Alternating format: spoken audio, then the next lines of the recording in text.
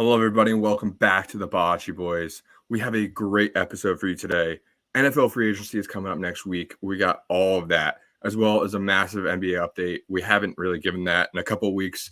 We got a whole lot of basketball to talk about, including a little bit of college and the weirdest boxing match of all time. We'll get to that at the end. But stay tuned because the Bachi Boys starts right now.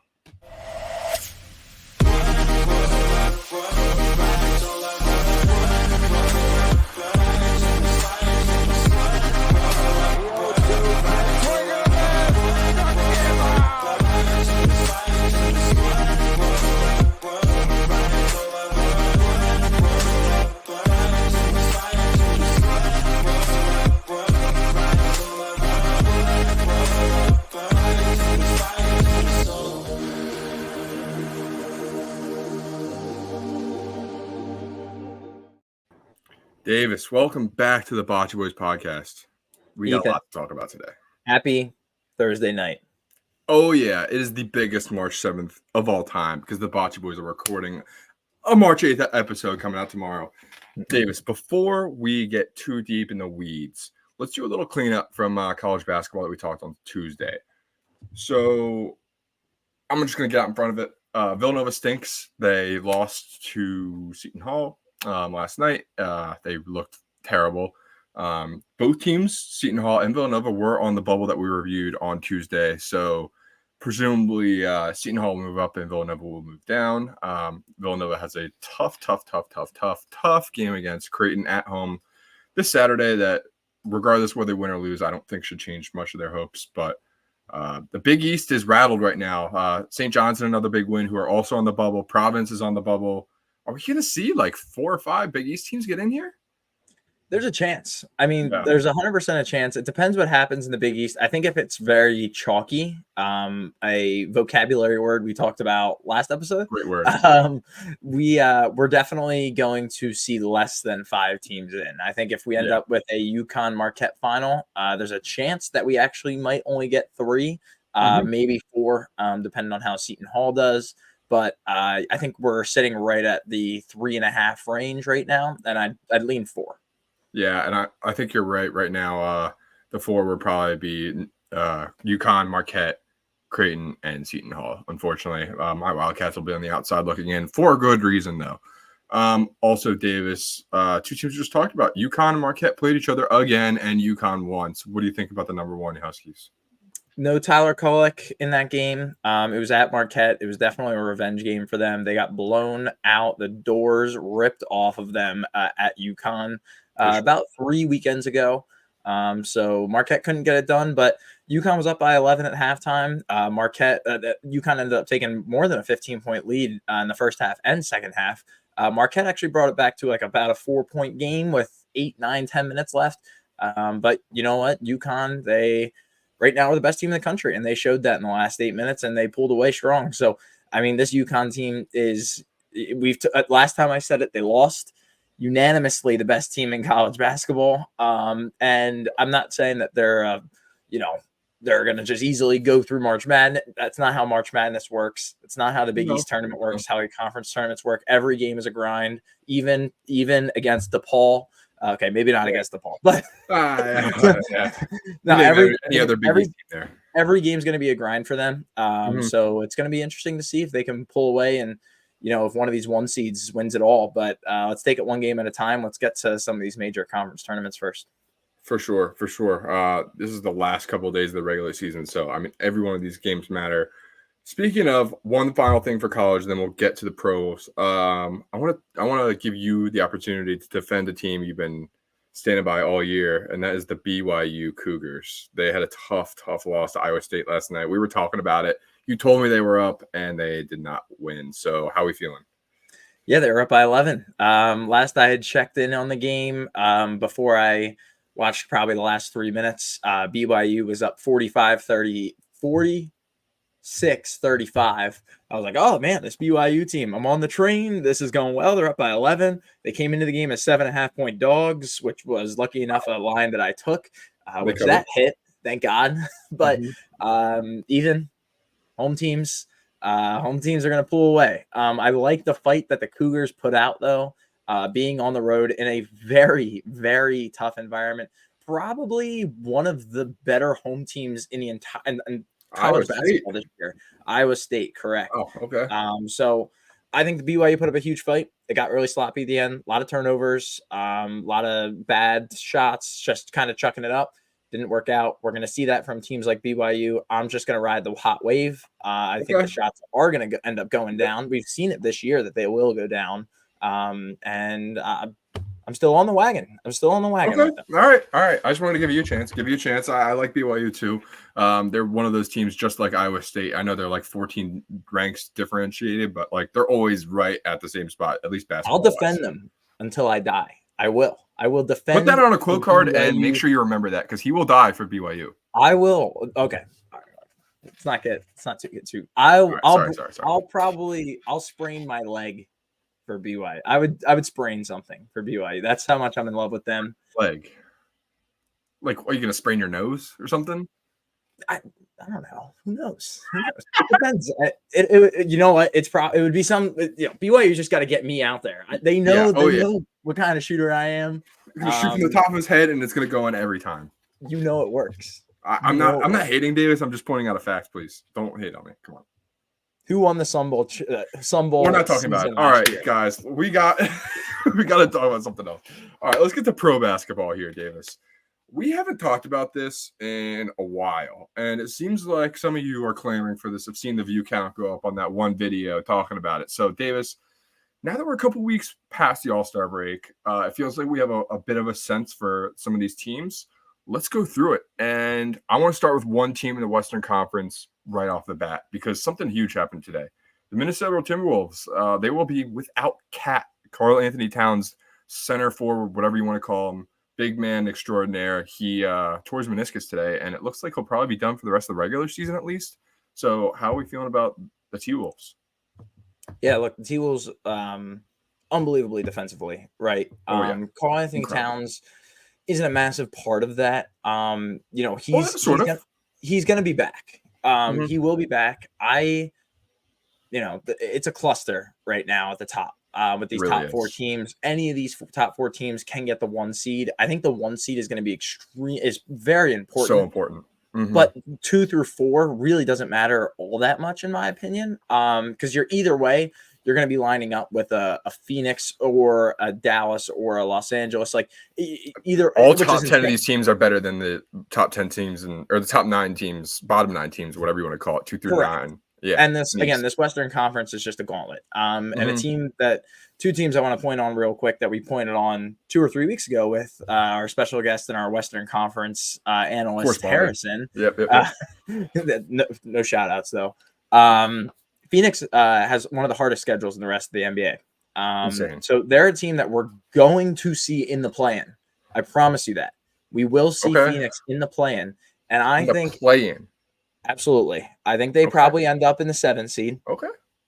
Could you imagine a Kevin Durant, LeBron James best of one?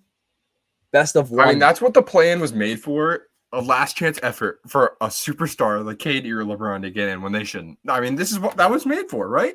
We're probably going to see most likely a Kevin Durant, Bradley Beal led team, Devin Booker. We're going to see Luka. We're going to see Steph and Clay. And then we're also going to see LeBron and AD all in the play-in. That Warriors-Lakers game earlier this season was an instant classic. Just imagine that for the 9 seed. Come on. I know. Insane. So the Western Conference is a gauntlet, right? But the other team I wanted to touch on that I think is going to get the 1 seed out of this, I'm going to pull all my cards back into the deck on Joker. I think the Denver Nuggets do pull out the conference. Dude, they've been playing so well since the All-Star break recently. They've really been figuring it out. Michael Porter Jr. is actually shooting the ball really well right now. Jamal Murray is getting healthy. I think this Denver Nuggets team, I don't want to say runs away, but I do think they will get the 1 seed. And again, it might not matter, though, because guess what? They're going to have to play Kevin Durant or LeBron James in the first round. I cannot wait to watch this Western Conference. Who comes out of this gauntlet? I mean, I think we have our top 10 teams in the West locked already. That's the crazy thing is I don't think the Jazz or the Rockets are going to make a run for that 10 seed. Like, I think we got our 10 teams that we're going to work with the rest of the season. But like you said, Davis, the Suns could drop all the way to 9. I still think the Warriors could move up. I mean, any of those top 4 teams could claim the number 1 seed in the West. This Western Conference is going to be a juggernaut and some really fun first-round matchups, whether they're playing or not. But a team I think we need to keep our eye on that has not been mentioned is the New Orleans Pelicans, guys. I know. You're probably saying to yourself, Ethan, Zion, he's huge. He can't stay on the court. You're right. I'm not going to fight you too hard on that. Seriously, I won't. I'll give in quickly. But he's playing really well. I mean, he's finally, since, I know he's an all-star 2 years ago, but he's finally getting the rhythm. And him and BI are getting it together. Like, they have a lot of good young pieces that, like, you just forget about. I know Dyson Daniels is hurt, but, like, Trey Murphy III is so freaking good for them. So underrated. I think Willie Green is a very good coach for them. And, I mean, they're just such a frisky team. And I think that city is not known for being basketball crazy, but in the playoffs they are. And I think that could be the turning point for a team like that. I mean, you could say almost the same things about the Sacramento Kings, but I put a little bit more faith in the Pelicans just because Zion could surprise you. Not that he will, but that he could. I'm going to extremely disagree with you on this. The New Orleans Pelicans are the 10th ranked team out of this top 10, in my opinion. They absolutely are at the very bottom. They are okay. They're 5th when it comes to standing, win-loss. Out of these teams, 7-game playoff series, they come in 10th. I think they lose to every single team on this list. I don't think they. I agree. Zion Williamson has been playing a little bit better. Brandon, he hasn't been keeping his weight down. That's for sure. But Brandon Ingram has been playing well. CJ McCollum has been playing well. Jonas Valanciunas needs to stay healthy. Even Herbert Jones been playing decently, averaging double digits. Yeah, I forgot about Herbert Jones. He's great. Yeah. They lose to every single team on this list, without a doubt. I think that they are not every single team. They could beat the Kings in a playoff series. I think they could beat the Lakers in a playoff series. That's all. I'm just saying. I'm out on it. Ethan, go ahead and grab them at 28-1 to win the Western Conference if you'd like. Put your money where your mouth is. Those are some tasty odds. Let's say that. They are tasty, but they're tasty for a reason. It's bait. It's bait. It's bait. It's not bait. Sardines. No. I'm not a whale in the pond or in the pool or whatever. I'm not taking the sardines from the trainer. Okay, it's the trainer's feeding it to me because it's my the malnourishment that I need or whatever you want to call it. I'm not being trained. Like, come on, the Pelicans have something. I'm not saying they're going to win the Western Conference. I'm just saying that they're above like the Mavericks, the Warriors, the Lakers, and the Suns for a reason. That's all I'm saying. Agreed. And they have been more healthy than a lot of these teams this year, and they have been playing better at and that's a stat that like should be on this list. I don't know how the hell you would qualify stat or health into something like this, but whether it's luck or it's not, health has to be considered into every single one of these teams because I mean LeBron or AD goes down, this Lakers team is dropping out of the play-in quickly. For sure. And we've seen it with a lot of these teams. We've seen Phoenix get absolutely hounded with injuries. We've even seen the Clippers at this point. Paul George hasn't been healthy recently. Russell Westbrook hasn't been healthy. You go to the Eastern Conference, the Cleveland Cavaliers are a mess right now. They have Donovan Mitchell hurt. They have Evan Mobley hurt. Whoa. We're jumping the gun here. We're still in the West, but I see what you mean. We'll get there. Ethan, I cannot wait for May to roll around, or late April, early May, because this is going to be this should be a reality TV show. The way that I want to see the way that Netflix did quarterback in full swing in F1. I want to see it with this Western Conference playoffs. Honestly, put them back in the bubble. Put them back in the bubble. Let's see them duke it out. No, forget it. That's sardines. All right. Before we get off the Western Conference, I just want to say that I think the Mavericks are really freaking good, and I believe in them a lot. And I will put my word on the line for the Mavericks over the Pelicans for sure. I'm going to say hot take. The Mavericks are in the Western Conference Finals this year. Interesting. I can't get behind there on the defense, unfortunately. I They love improved a Luka. lot at the trade deadline. I Like love Luka. Gafford and PJ. Come on. Agreed, but I love Luka. He would be the MVP favorite right now. If they had a better defense, and you could go out and let's say I just decided to go. Let's say I got picked up by the Clippers right now. I go out, average 33, 8 and 8. Right? Sounds great. Yeah. All of Luka's stats would drop. If Luka had that stat line, all of his averages would drop. That's how insane he is. He's averaging 34, 9, and 9. It's insane. But he God dang! He can't get there because he is on the wrong team. It's so unfortunate. And Jason Kidd's a bad coach. They poorly managed all the team around him. He might be the next Damian Lillard. Like he might be the next guy. Spends most of his career there. They don't go anywhere. And then he moves on to a great team. And you know where he's going? You know where he's going in 2 years? The NBA Finals. Yeah, with who? There's only one answer. With Real Madrid. Nope. Hot take. He goes back to Spain. Nope. He is going to Denver eventually. Oh, yeah. Him and Jokic are going to team up. They are best friends, and like the way Jokic teams is that he just hates people. So one day he's going to be like, I want my best friend. And they're going to be like, okay. Yep. And that's what happens. Yep. Right? Michael Porter for Luka Doncic. Who wins? Michael Porter Jr.'s talent from high school would get unlocked. Him and Brandon Roy as a duo at Indianapolis. Come on. The Western Conference is great. We got to move on, Ethan. Yes, we have to move on, unfortunately, to the Eastern Conference. Oh boy, it's ugly. We have the Boston Celtics running away with this conference. We're going to spend significantly less time on this, just a heads up. We have kind of a mess in the middle here. We have a Milwaukee Bucks team who we trashed about a month ago. They were not playing well at the start of Doc Rivers' term there. Since the All-Star break, they've been fantastic, except last night when they only scored 9 points in the fourth quarter against the Golden State Warriors and lost that game. So yeah, I was going to say, are you feeling any better or worse about our stance a couple weeks ago? Because I'm feeling just about the same.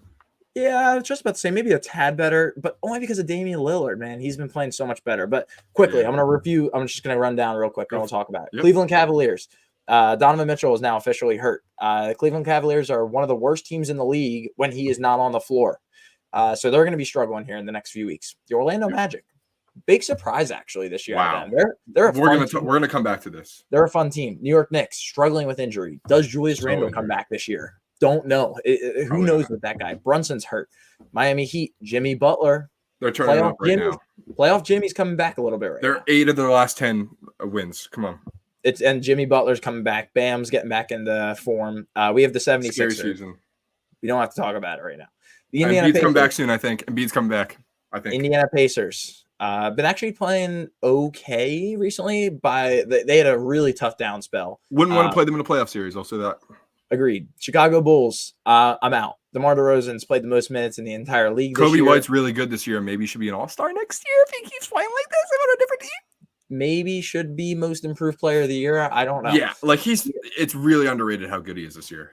The Atlanta Hawks, worst against the spread team in the entire league this year, but somehow find a way to win games. They just beat the Cleveland Cavaliers the other night. Well, call me. I got one more. Mr. Ethan in the back. Oh, the Brooklyn Nets. Ben Simmons is out for the rest of the year with a back injury. Boom! Boom! And that's the podcast. Wow, breaking news. Get that guy out of here. As we roll down here, we also have Ethan, my favorite team in the entire NBA, the Washington Wizards, now on a 16-game losing streak. Now on a 16-game losing streak. We've been sweating. I've been sweating some of these nights. If you're still watching YouTube or Spotify or listening right now, if you're listening still, you probably know I have this bet in, and I have been sweating, and I've probably been texting you. Go to our YouTube channel. Go to our last short. It recaps the whole thing. It's on our last podcast episode as well. So we'll get there. But Ethan, I appreciate you giving me the time to run down this. What are you thinking? Is this chalk? Is this Boston or nothing? Yes, 100%. Yeah. Oh yeah, Boston's going to win this conference. I think we can talk about a couple teams. I do think the Bucks can't be ruled out until the very last moment just because of Giannis and Dame purely.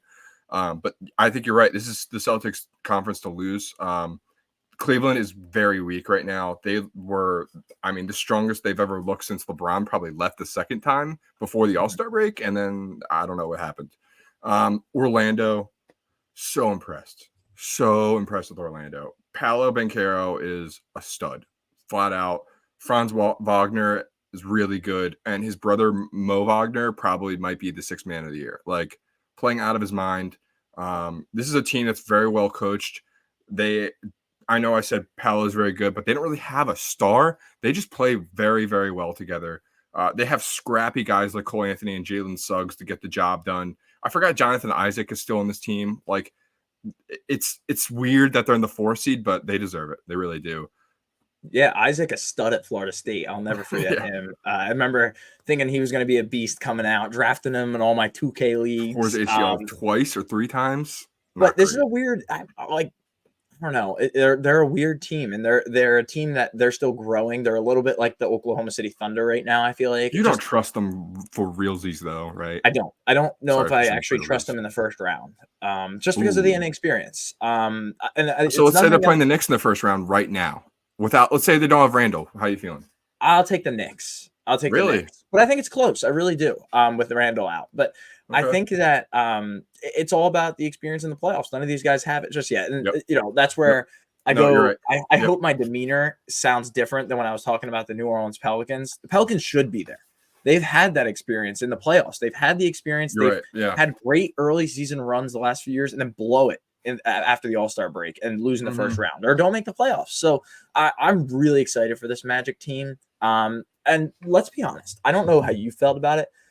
I felt like Paolo Banchero was bound to be a bust before he played an NBA minute. I really did.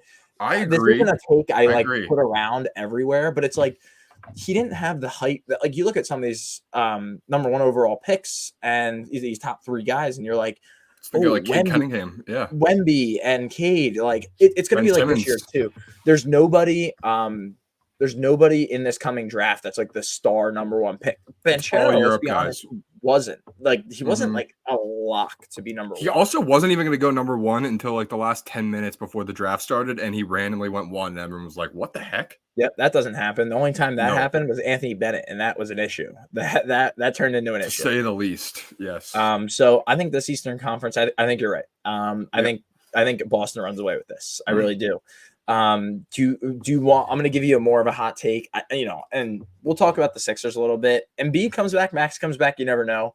But you can't rule out playoff Jimmy. I think I put the Heat right up there too, and especially in this situation where they might go up against Cleveland in the first round. Trust me, I have my Cleveland ticket. I have it in for them to win the NBA title right before they started. I don't know. That was Eastern Conference. No, the whole title, 35 to 1. You're an idiot. They got as low as like 20 to 1 to win the whole thing when they're on that streak, and then Mitchell gets hurt, Mobley gets hurt. Not looking good for me. I really think the Heat beat the Cleveland Cavaliers in a 7-game series right now. The way that they're I don't think that's a hot take. I was actually going to say I think the Heat and the Celtics rematch in the Eastern Conference Finals again this year. Yeah, and it would be and honestly, I wouldn't rule the Heat out. I want to see them there first. I want to see that matchup before I can say, "Oh, yep, the Heat could do it." I think the Heat will still have a grind to get to an Eastern Conference. This is the team that's just like they're the basketball equivalent of like the Patriots when they had Brady in their heyday. It was just like last 4 weeks of the season, right after the All-Star break. Oh, well, we'll turn it on again. We'll be good. And then they just do it. And I think the Heat were around the 9 seed around the All-Star break, and they're already in 6th spot. So like this team literally turns it on when they want. So I think that's terrifying. Yeah, and I feel like in my mind, I used to think that the NBA season really started around Christmas time. The players are getting heated up. They were warming up. Honestly, Ethan, I'm going to say something that might sound crazy. I don't really think the season begins until the play-in games start. I don't at this point. Any team can look at the West. Any team can win. I really do think that any team, I agree, except the New Orleans Pelicans and the Sacramento Kings, can win. 8 of the 10 teams. I'm only seeing 3 teams on here that I'm like, oh yeah, they could do it. Like, you know what I mean? Like the volatility in this conference right now is just absurd. Can I say something too? If Embiid comes back with 3 weeks, around 3 weeks, I think the Sixers can do something. Yeah, something. I agree. I don't know what that is, but I think people are very much writing them off, as they should probably. But like, I think this supporting cast around a healthy Embiid is really, really good. But obviously, he's the whole piece. So we'll have to see. And what helps us? What would help us? I don't want to play Milwaukee in the first round. Oh no. Hopefully, on our sake, Cleveland might play a little better coming up, and maybe Cleveland sneaks in a 2 spot. Yeah, you never know. Even the Magic could keep their run going up. Maybe the Bucks and Doc Rivers fold in April. You know what I mean? So you never know. Look, if we get the 7 seed, we don't play the Celtics until the Eastern Conference Final. So that is something I'm smiling about right now, more than anything else about the Sixers. Sure. Like, I mean, we've been to the conference final since 2001 with the get there's there. not much to smile about them.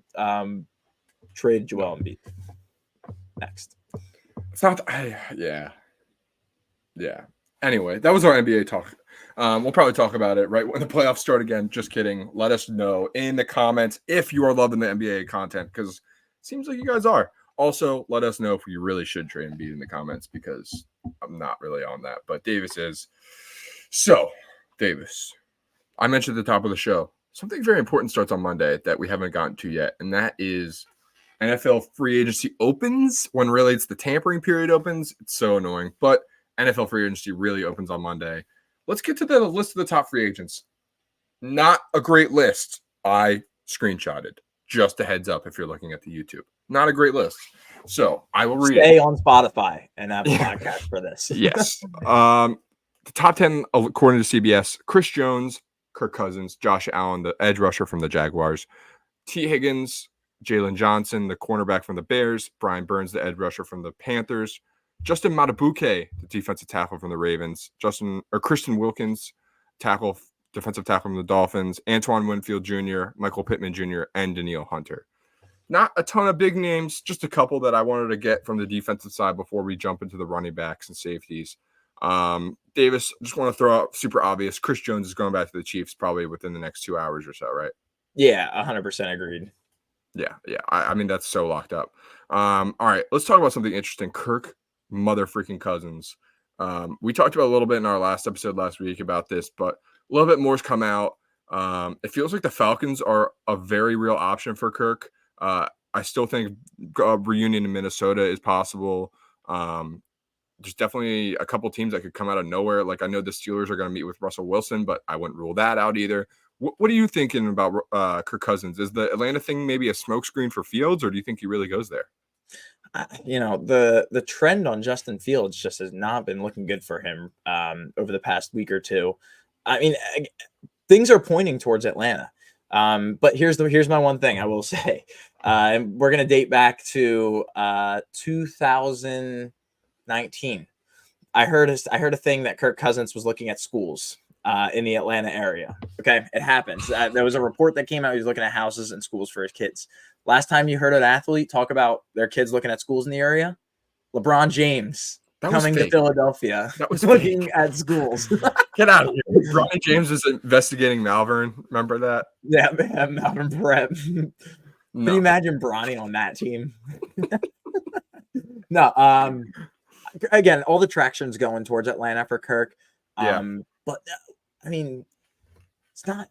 I know he's going to be a starting quarterback somewhere, but like, one of these quarterbacks in free agency right now isn't going to start next year. And it's like, it's one of Justin Fields, Kirk Cousins, Russell Wilson.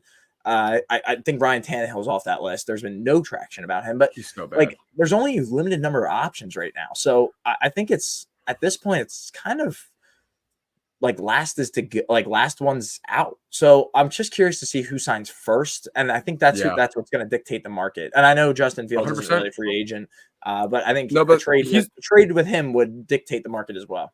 Yeah, this is a game of dominoes. I think Kirk is probably the biggest and the first domino that will fall. And then probably Fields is probably the next one, I would think. But looking at this list, we'll get into the quarterbacks in a second. There's not a ton of top quarterback talent on this free agency list. Isn't even another quarterback on the top 11. The other two I can think of, Baker Mayfield and maybe Gardner Minshew. Which it seems like Mayfield is going to be locked up in Tampa since the Evans signing. as they should. And then Minshew, I mean, he could probably be a starter, borderline, maybe for one of these teams that gets a rookie in the first round of the draft, or maybe he's goes back to the Colts and does the same thing. But it's very interesting to see what's going to happen, because I think a team maybe like the Broncos could come out of nowhere and get Kirk or trade for Fields. Like, you really don't know what's going to happen. Let's get to a couple others. T. Higgins was tagged by the Bengals. He's not going anywhere, right? Correct. Yeah, I think he stays. Yep. Jalen Johnson actually got locked up by the Bears today, maybe an hour before we started recording. So he is going to be a Bear for the next 4 years. A very interesting one, Brian Burns. He's been linked in trade talks for like a year. I think the Rams offered like a first or second for him last year, and they said no, which is crazy. I think they may have offered possibly a first and a second.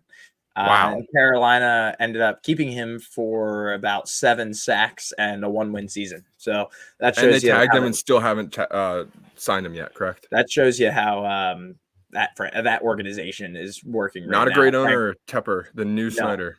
No, not at all. We got a few other guys down on this list on the defensive side. Pittman, who I personally think stays with Indy. I would just stay with the rookie quarterback. I mean, I don't see there a reason to be leaving unless for some reason Indy doesn't want to pay him, which I highly doubt.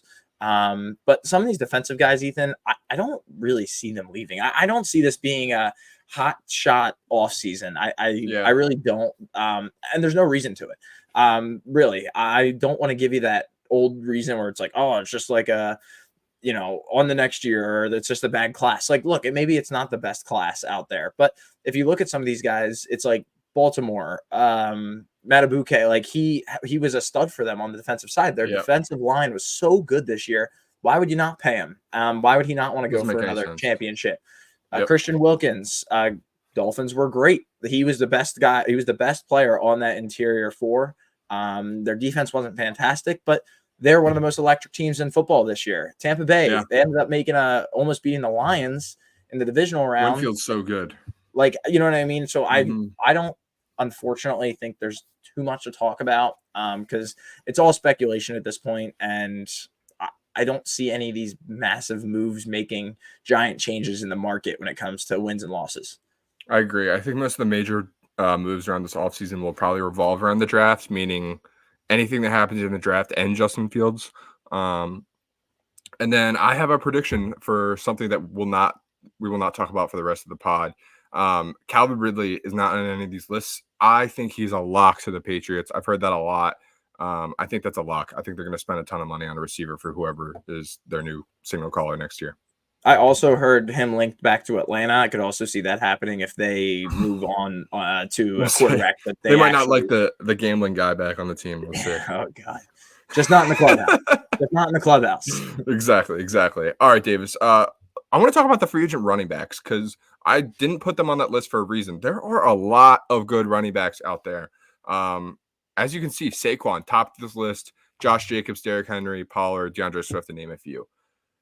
Let's start at number one. There's been a lot of speculation about Saquon to the Eagles. How are you feeling? I absolutely do not think it happens. I think he's a lock to Houston.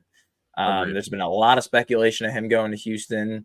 Even some sports books where it is legal. It's not in Pennsylvania, so it's not up on any of these books. You can bet on where you think these players are going to end up, where they're going to take their first snap of the season. Last I saw, Barkley to Houston was about minus 250. So I think he's a lock to stay. I think Jacobs is as well. It's a stay in Las Vegas. Yep. I've seen Jacobs linked to the Bears a lot recently too. I think that would be so interesting. I think the Bears can walk out of this offseason with Caleb Williams, a rookie receiver, and Josh Jacobs. That's a W because that defense is already stacked. Where do you think Derrick Henry goes? I'm so curious. I mean, I've heard Baltimore, right? That was where all the speculation was. I feel like I haven't heard anything recently about Derrick Henry. A lot it's been about Barkley and where these quarterbacks are going to go. But like literally right when the season ended, right when the Super Bowl was over, it was like, oh, Derrick Henry, free agent, probably going to Baltimore. Like, you know what I mean? They literally gave him a microphone at the end of his last game in Tennessee, and he told Tennessee how much he loved them. Like that is so cool. Yep. But that's not a guy that's going to come back. So he's absolutely not coming back. And the only team I've heard is Baltimore. I think Yep, he would me be too. a great, just grit and grind running back there. That's just the way their offense flows. It actually I fits really mean, nice with yeah. very versatile Lamar Jackson. Not Mm-hmm. calling him a running back, but he's the best running quarterback in the NFL, obviously. Yeah. Oh, And yeah. then my quick take on who he would be replacing, J.K. Dobbins. I think Yeah. strong chance the Eagles go after him. Yeah, I agree. Heard there's been speculation there. I think the Eagles could be splurging on another second, third running back because Rashad Penny really wasn't it this year. I think he only was activated for 1 or 2 games. Yeah, I don't think he had many snaps either. Completely agree about Derrick Henry. I think he's headed to Baltimore. It sucks that like he didn't get the ending he deserved in Tennessee. The last couple of years have been very weird. I know they let him have his moment, but it's just a weird way for him to go out. Davis, I have a question for you though. So we see these top 3 running backs at the top: Saquon, Josh, and Derrick Henry. They will command the most of the market. Tony Pollard, Eckler, and Swift, 3 very mid-tier running backs. What do you think about these 3 guys? Do any of them have a future, or are they all? I mean, Swift honestly has probably the brightest future, but I think Eckler and Pollard might not get a Yeah, large contract. yeah. Let's look at how the league's been feeling about running backs. Running backs are like you're taking your kid to Toys R Us every Friday. You can pick out a new toy and like it for a week, and it's like, yeah, but this one's better. Like, you know what I mean? Like running backs really, they're you could be the most elite running back in the NFL, like Christian McCaffrey. You could Yep. maybe put Saquon up there when he's healthy, but there's only a limited number of guys up there. The Oh other yeah. 28, 25 teams in the league, you can kind of bring in any running back and they could be decent. Like a Boston Scott, a guy who Darren Sproles, like you just bring in these type of guys who you're like, ooh, like I mean, he's look what too the Lions have small. been doing the last 2 years. He's, David Montgomery yeah, and Jahmyr Gibbs, and then last year with Jamal Williams. You're right. correct. It's really just how you use them. And I'm not trying to bash the whole position at all, It's just the but way that the football is telling us we should react to these running backs. Like, agreed. I Agreed. mean, And that's none of just how them the will probably market get a is. huge contract regardless. And we saw, I mean, obviously, maybe not me and you, we're a little too young for this, but we saw the all-time 2 worst trades in history go down with running backs. We saw Ricky Ricky Williams Williams and get traded with an entire, you who's get the other traded one? for an entire draft class, and then Herschel Walker Oh, yeah. was the other one. Yep. The I forget what they call it. They traded everything for him, right? They traded basically and so many picks, and Jimmy Johnson and Jerry Jones ended up turning that into like 5 Hall of Famers or something crazy.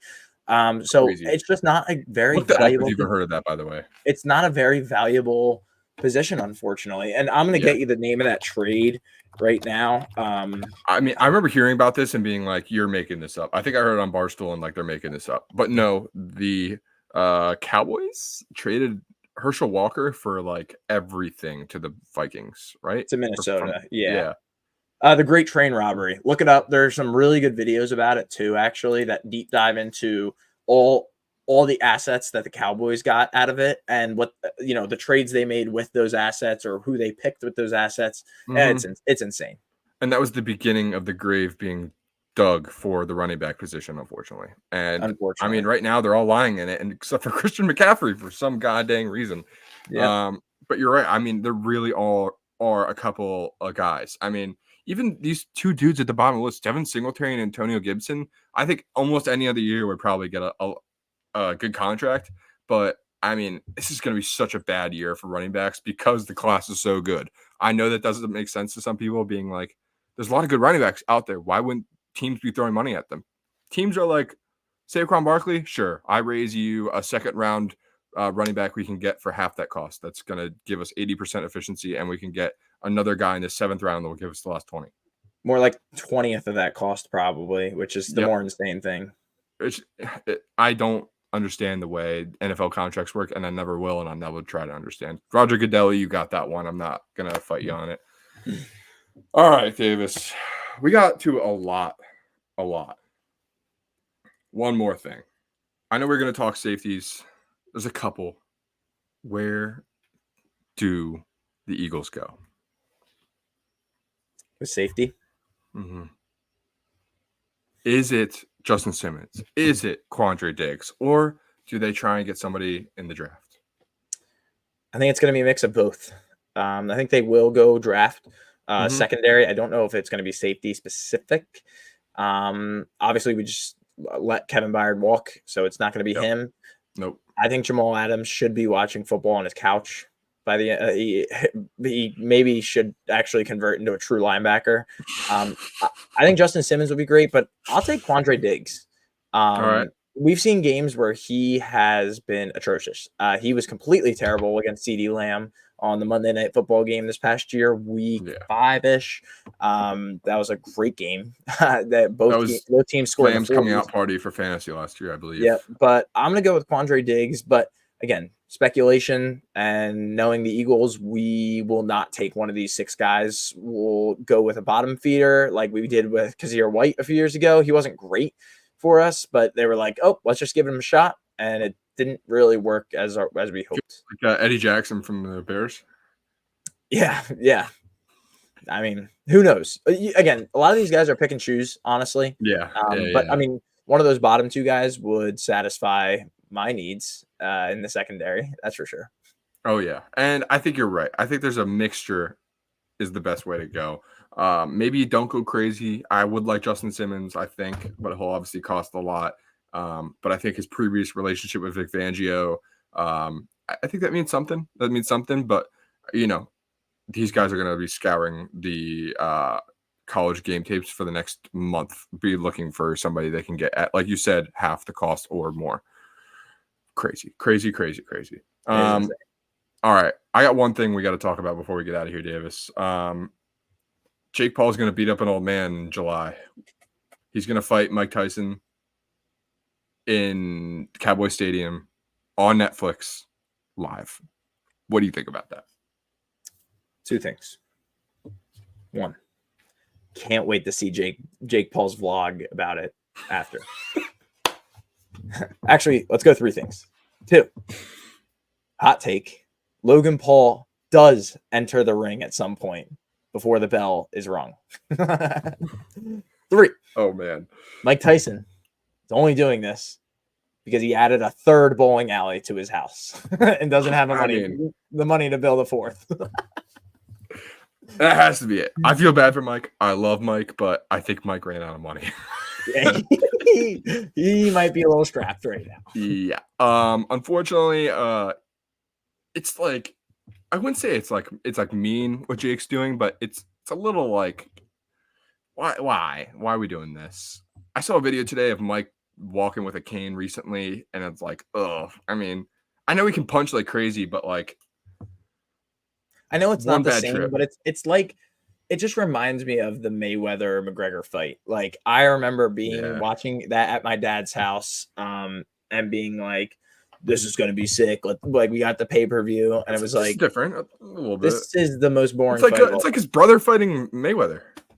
Yeah, I don't know. It sounds stupid. I know it was a class. I probably would have been a huge fan back in the day. I'm just not a huge fan of boxing anymore. Like I feel like it's just been ruined by some of these major cards that I've seen and paid money for. It's like Pacquiao Mayweather. That match went to a decision, and that's boring to me.